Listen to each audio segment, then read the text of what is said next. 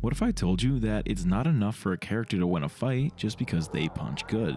In this series of videos, I use a tool I made up called the Fight Spectrum to categorize every fight scene ever. When the matchup is essentially even, it falls in the toss-up category. A toss-up fight is the most traditional type of fight scene, and they're often some of the most believable fights as well. Believability is one of the most important things in stories for me, but with fight scenes, it's only half the battle. Hot take alert, I don't think good choreography is enough to justify adding a fight scene to a story. In a fair fight, I want the winner to edge out their opponent with something that transcends combat skills. With each of the 4 categories of fight scenes, I have certain requirements that I expect to see. For fly swatting fights, I expect to see characterization. This basically means I want the fight to serve as a vehicle to tell me something about the character or the narrative. As a general rule of thumb, you can never have too much characterization. In David vs. Goliath fights, my requirement is strategy. In the broadest terms, all this means is I want to understand the character's win condition. I believe that strategy makes for incredibly creative fights with satisfying payoffs. For most toss-up fights, my requirement is often characterization again. It's a foolproof way to ensure that a fight scene has a meaningful role in the story. To further explain this concept, I'm happy to introduce Local Scriptman, a scriptwriting guru on YouTube and a major inspiration for not only this writing philosophy, but also my channel as a whole. If you like my content, I'm sure you'll love his as well, and I've put a link to his channel in the description of the video. Hey, thanks. So a conflict between two characters is actually a conflict between their two perspectives. So when a good character fights an evil character and the good character wins, you as a writer are saying good defeats evil in this world, thus establishing a rule. But since that's really ham-fisted and clearly reveals your presence as the puppet master and propagandist, you have to have a justification for why the hero wins, an explanation within the story itself. Anything related to fighting ability or power levels or combat strategy comes secondary to this principle. Your character can't just win because they're better at fighting. They have to win because they've learned their lesson, or they've found the right mindset, or they've made whatever sacrifice the story demands of them. Same principle if they lose. Why? It could be as simple as didn't have the heart, think Rango, think Black Panther, or you could get more specific. If your story is about fear and overcoming it, your character can lose the fight because of their fear. If the story is about teamwork and togetherness, the character can lose the fight because they chose to go in alone. Conflict forces you to show your cards thematically, whether you like it or not. So you need to have some idea about what the emotional and psychological rules of your story world are so that your fights contribute to the broader narrative. So, if the fight's going to serve the narrative, which it almost always should, the deciding factor cannot be fight skills. This is where characterization comes in, and it's why I say a fight can be a vehicle. If we want the audience to know something about a character, we can use a fight scene to express it. Here's a simple formula to help achieve just that. Blank wins the fight because they are more blank. Whatever the blank is should be thoughtfully tied to the character. If the blank's a physical trait like fast or strong, it probably makes for a shallow fight scene. In stories like Rocky and The Karate Kid, they didn't win because they're stronger, but instead because they're more resilient. That completed the narrative and made these stories timeless. In a toss-up fight, something has to give a character the edge over their opponent, and when that edge is a character-defining trait, it makes for meaningful fights that help tie the story together. While I'm on the topic of what gives a character the edge, what better example is there than Love, Death, and Robots' first episode, Sonny's Edge?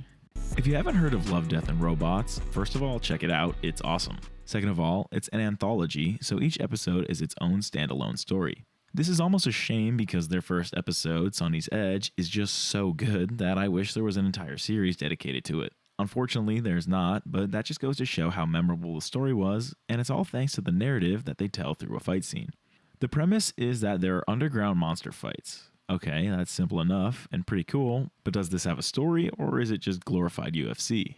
Well, we follow the protagonist Sonny, who is the owner of the slender and agile carnivore. They're matched up against this burly opponent Turboraptor. With Carnivore's knife-like claws and Turboraptor's brutish strength, I think it's totally fair to call this a toss-up.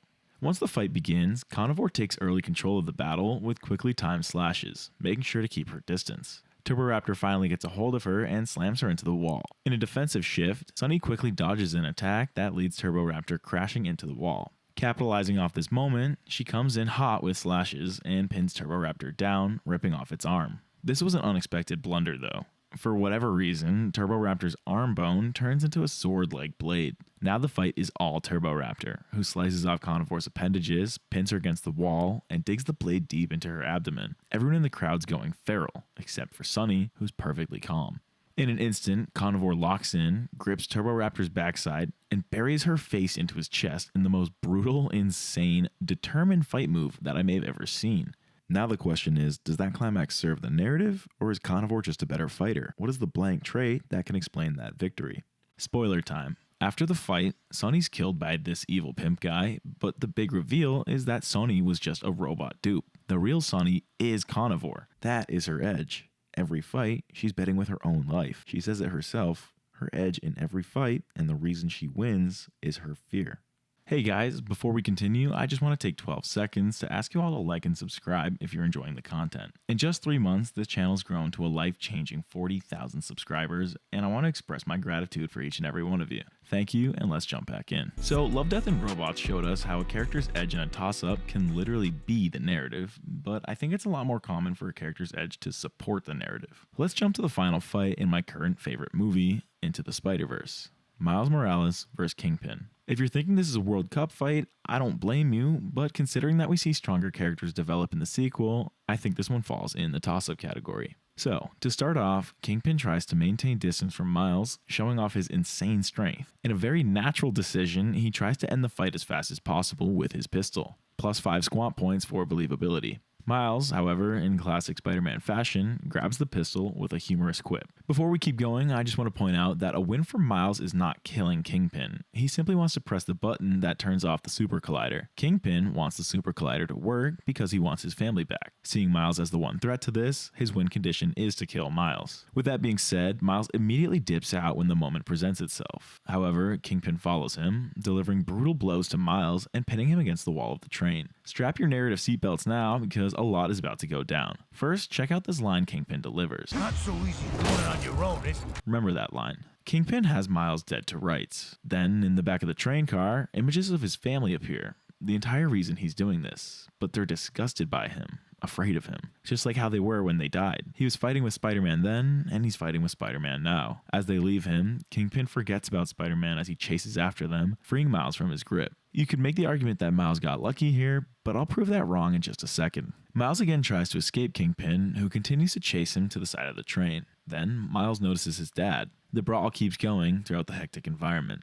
Eventually, Kingpin's strength is just too much for Miles to handle. Finally, he delivers the same blow that had killed Peter Parker at the start of the movie. However, Miles is still hanging on. He looks to his left, where his dad's been watching the entire time, cheering him on, begging for him to get up. Do you see the parallel now? Both Kingpin and Miles were interrupted by their families during this fight. Since it happened to them both, it's not a matter of luck, it's a matter of narrative. Unlike Kingpin, this interruption is what leads Miles to victory. Seeing his father support him, he musters the strength to rise again. Kingpin can't believe it. It's time for Miles to finish this fight. Remembering Uncle Aaron's advice, Miles brings out the shoulder touch. In a multiverse with infinite Spider-Man, the electric touch is unique only to Miles. He uses it to blast Kingpin back, then grabs him with webs and slings him into the button, turning off the machine. This movie's about embracing identity. If Miles' winning move was just some web shot, it would have been cool, but wouldn't have had any narrative weight. How many other Spider-Man have we seen that could do just that? Miles' finishing move had to be his electric touch. Now you might be wondering, why didn't he just use his electric touch from the get-go? As we saw in the train scene, he couldn't get his electricity to work. All movie long, he hasn't been able to control his power. A lot of the times, it just happens. So what allowed him to finally control it when he needed it the most? What was the blank that gave Miles the edge? Between his father's support from the sideline, his uncle's advice on the touch, and the team of Spider-Men that all put their faith in him, I think Miles won against Kingpin because he was more accepted. His external support helped him accept himself. Remember that line from earlier? It's not so easy on your own? Miles never was on his own. Where Miles was accepted, Kingpin was instead rejected. His family was afraid of his evil, which led to his failures. This fight, this duality, reinforces the key narrative of Spider-Verse. In a multiverse of infinite similarities, Spider-Verse is about accepting and embracing each and every difference. One last point to note, I am well aware that Miles' family doesn't actually know his identity as Spider-Man yet. That's a thematic point that I'm certain will get covered in the final installment of the trilogy. With that being said, the support Miles receives from them is still very real, and it helped him come to accept himself. It's time to pivot directions a bit. I mentioned earlier that a fight should almost always serve the narrative. However, in a show or movie where fight scenes are happening all the time, I don't think it's really practical or realistic for each and every fight to reflect a key character arc or major themes of the story. With that being said, I still hold the belief that close fights are boring when they're simply determined by who punches harder. Therefore, in order to keep a fight fresh, I want to see strategy, unique, clever win conditions. This makes up my second requirement for toss-ups, and it's kind of an either-or situation. Unfortunately, unique and clever things are growing rare in Hollywood. On the bright side, I was able to use my Squampopulous senses to come up with 5 broad strategies that I see come up a lot in great fight scenes. In my last video on David vs. Goliath fights, I introduced my 5 S's of strategy. They are Synergy, Surroundings, Sacrifice, Sneak Attack, and Spot of Weakness. I recommend checking out my last video for a more in-depth analysis. In a David vs. Goliath fight, the 5 S's are nearly essential for evening the odds. In toss-up fights, the odds are already even, but I still want to see strategy because it makes for more entertaining fights with much more satisfying outcomes. Let's jump to a beloved show that is jam-packed with fight scenes, Avatar: The Last Airbender. Like I said, the more fights that occur, the less practical it is for each of them to all be decided by characterization. So when Katara and Zuko face off against Azula in the final Agni Kai, I can respect that it is ultimately strategy that gives them the edge. When the fight kicks off, honestly it's set up for a prime characterization moment. Azula herself is an absolute mess, contrasting against Zuko's peaceful state of mind. The two exchange blasts of fire, and Zuko can handle everything she throws at him. In a moment of pride, he challenges her to use her lightning against him, knowing that he can rechannel it. She takes the bait, but not in the way he anticipated. Dishonorably, she aims right at Katara. Zuko has to dive in front of it at the last second, leaving him electrocuted. Katara now has to sub in. It's worth pointing out that she is at a disadvantage, but factoring in all of Katara's training and Azula's state of mind, I don't think the odds are so skewed that this is a David vs. Goliath fight. It's still a toss-up. Regardless, Katara's going to win this fight with strategy, and I'm all for it. She utilizes 2 of the 5 S's, being Surroundings and Sneak Attack. As a waterbender, obviously she needs to find water to have a fighting chance. Once she finds a source, she hatches a plan. Azula comes down to finish her off, but in an instant, Katara blasts water up, freezing them both. She liquefies the ice around her, enchaining Azula and tying her down to the ground. Then, she frees them both, neutralizing Azula and winning the fight. There are a lot of different directions this fight could have gone. I think if it kept up with the way it started, it would have been characterization that gave Zuko the edge. His blank would probably be at peace, as we could clearly see the chaos that was Azula and the calmness that Zuko embodied. But the fight took a different turn. I think they passed it off to Katara to symbolize Zuko's change from a rejected exile to a member of not just a team, but a family that finally loves and accepts him. Clearly, this fight has a lot of characterization, but I don't think there's any blank you can fill in that would tell us why Katara won, and that's okay, because it had strategy. If she simply won because she overpowered Azula, I'm not sure how rewarding of a payoff that would have been. Ultimately, this was an awesome fight, with a memorable and satisfying payoff. Up until this point, the fights we've covered have all had either characterization or strategy as the winning play. But what about if the fights have them both? In general, I say the more the merrier. My requirements are never meant to be restrictive. I think of them more as a checklist than a rigid law. Having characterization is incremental to the narrative, and having strategy is super satisfying, so having both is like this scene from Ratatouille. For the remainder of the video, I chose fights that I think clearly have both, and it's no coincidence that they're all fantastic. Let's head to Westeros and cover what I consider to be the most unforgettable fight scene in all of Game of Thrones, Prince Oberyn vs. the Mountain. If you've watched Game of Thrones, I think you'd agree that this fight never leaves you. Let's compare the two parties' relative strength. Sure, the Mountain is an inhumanly strong brute, but considering Oberyn's fighting skills, I think this one's a toss-up. Narratively speaking, Oberyn would be considered the good guy in this fight scene because he's fighting for justice. The Mountain commit heinous crimes to Oberyn's family, so we're rooting for Oberyn to take him down and get revenge. He's also fighting for Tyrion Lannister, so again, we're rooting for him to win. Before the fight kicks off, Oberyn's a really flashy guy and he's showing off his skills to the audience. Once the fight does begin, Oberyn demands that the Mountain confesses to his crimes. He takes an early lead, utilizing his longer weapon and keeping the distance. This is what I would consider his strategy. The Mountain's weak spot is his low agility. Oberyn abuses this weak spot by constantly moving around. This is also where characterization comes in. Oberyn's ego is massive. He treats the Mountain more like a bull than a respectable opponent. The Mountain closes the distance and gets a powerful kick in. He then disarms Oberyn, but instead of panicking, Oberyn continues to showboat by flipping around. For him, this is not a fight, but a performance. He gets a new sword, and the Mountain just can't land a hit on him. Oberyn gradually loses his temper though, and he starts delivering major blows. He stabs the Mountain in his abdomen and slices his leg, crippling the Mountain to the ground. He then leaps and delivers a major attack, burying his sword in the Mountain's chest. The fight seems to be over. However, Oberyn's not satisfied. He continues to demand a confession, and now is in a blind rage. This is where characterization and strategy intertwine. Oberyn's ego is so massive and his rage was so blinding that it became his weak spot. The Mountain, in a sneak attack, abused this weak spot. He swept Oberyn's legs out from under him, grabbed a hold of him, and Oberyn was now doomed. Finally, the Mountain confesses to his crimes. In the single most brutal death in the show, which I'm absolutely not going to show in this video,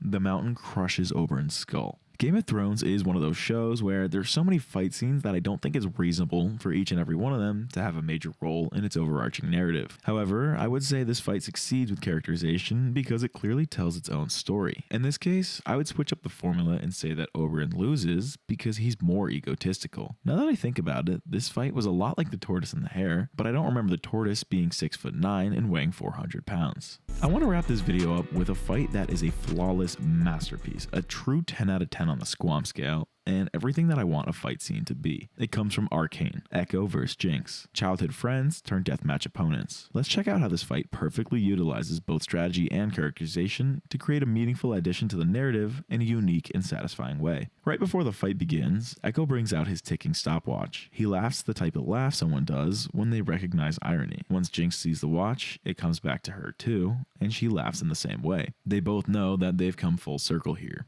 The fight initiates, and the writers brilliantly weave a flashback of the game they used to play into this scene. This characterizes their relationship, showing just how differently their paths have gone. In the flashback, we see each of Powder's shots that she takes, and we see how Echo reacts differently in real time. Let me explain the significance of Echo's stopwatch. Echo's stopwatch enables his strategy. Jinx seemingly has an advantage in this fight, considering the gun she has on her, as well as the distance between them. However, she also has a weak spot, in that she's predictable to a T. Unfortunately for Echo, his margin of error is as small as bullets are fast. This is where the stopwatch comes into play. Using the stopwatch, he's able to time her shots, still to the exact same pattern as when they were kids, helping him close the gap on her. Now on top of her, Echo completely overpowers Jinx, delivering a beatdown, but he can't finish the job. The girl he's fighting is no longer Jinx, but instead his childhood friend Powder. Wrong. Powder is gone. All that's left is Jinx. She exploits Echo's weak spot and delivers a sneak attack grenade, exploding the bridge and ending the fight. Narratively, there's a lot to unpack in this fight. I'm going to take the liberty of breaking it up into two separate fights, the rush and the beatdown. In the rush, we see characterization through Echo's strategy. As a child, he would lose to Jinx when they played their game. Now that he's grown, he's capable of defeating her. Her familiar attack pattern is her weakness, and it's a result of her inability to grow up. Echo closes the gap because he is more mature, symbolizing his ability to grow up. In the second half of the fight, the beatdown, we again see the characterization through strategy. Firstly, Echo stops hitting her because maybe he's not so grown after all. Can you blame him? That's his childhood friend he's brutally beating. His choice to stop characterizes him as very human. In contrast, Jinx's sneak attack strategy of a grenade characterizes her as an inhuman, reckless psychopath. She's entirely careless for both of their well-beings. Jinx wins the beatdown because she is more careless, if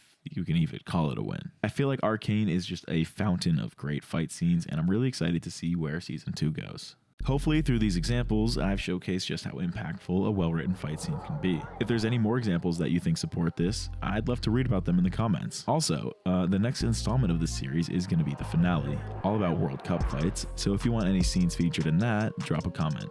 One last shout out to Local Scriptman for helping out with this video. I seriously can't recommend his channel enough. Finally, if you enjoyed this video, it would be a huge help to leave a like and subscribe. Until next time, peace.